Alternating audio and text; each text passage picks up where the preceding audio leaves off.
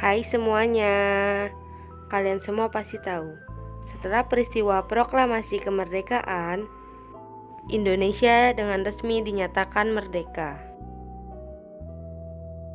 Namun, masih banyak loh bangsa asing yang ingin menguasai Indonesia kembali. Salah satunya yaitu sekutu di bawah pimpinan Inggris, yang dimana dipimpin oleh salah satu jenderal dari Belanda dan Jenderal A.W.S. Malabi dari Inggris. Mereka memiliki misi diantaranya melucuti tentara Jepang, memulangkan tentara Jepang, membebaskan para tawanan perang, dan menciptakan perdamaian. Dari misi tersebut, muncullah beberapa pertempuran di daerah Indonesia.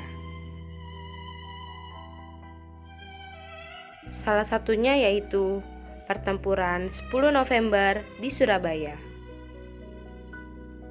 Mulanya tanggal 1 September 1945, pemerintah Indonesia telah mewajibkan bahwa bendera Indonesia harus tetap berkibar di setiap daerah di Indonesia.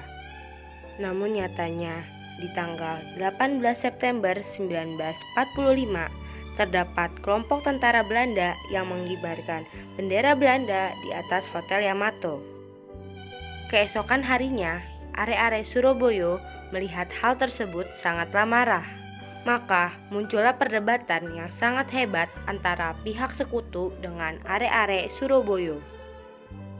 Tak lama dari perdebatan tersebut, akhirnya arek-arek Surabaya berhasil merobek warna biru bendera Belanda dan kembali mengibarkan bendera merah putih di atas tiang teratas Hotel Yamato.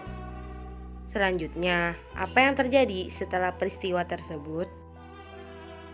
Tentara sekutu melakukan gencatan senjata kepada rakyat Surabaya. Namun, tentara sekutu menggunakan persenjataan yang sangat lengkap, sedangkan rakyat Surabaya hanya menggunakan bambu runcing saja. Gencatan senjata pun memuncak ketika terbunuhnya Jenderal A.W.S. Malabi karena terjadi kesalahpahaman antara milisi Indonesia dengan tentara Inggris.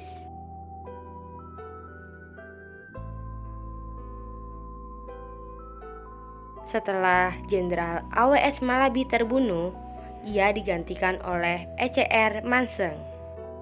Pada tanggal 10 November 1945, E.C.R. Manseng mengeluarkan ultimatum yang berisi semua pimpinan dan orang Indonesia yang bersenjata harus menyerahkan senjatanya di tempat dan menyerahkan diri dengan mengangkat tangan ke atas selambat-lambatnya hingga pukul 6 pagi.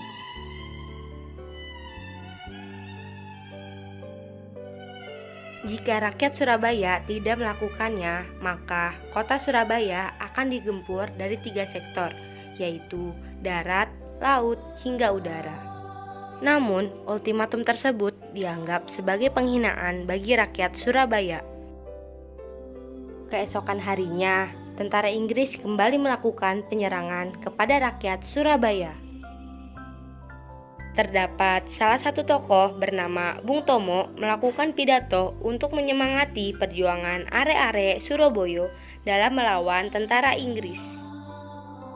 Bismillahirrahmanirrahim. Merdeka! Surabaya digempur dari 3 sektor, yakni darat, laut, hingga udara.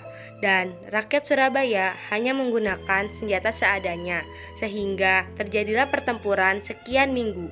Pada akhirnya, kota Surabaya berhasil diduduki oleh pasukan sekutu.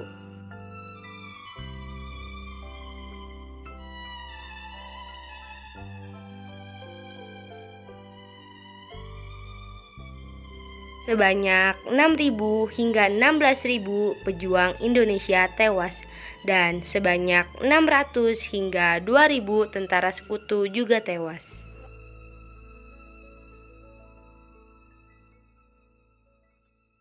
Selanjutnya, pemerintah Indonesia memberikan apresiasi untuk mengenang pertempuran 10 November 1945 di Surabaya.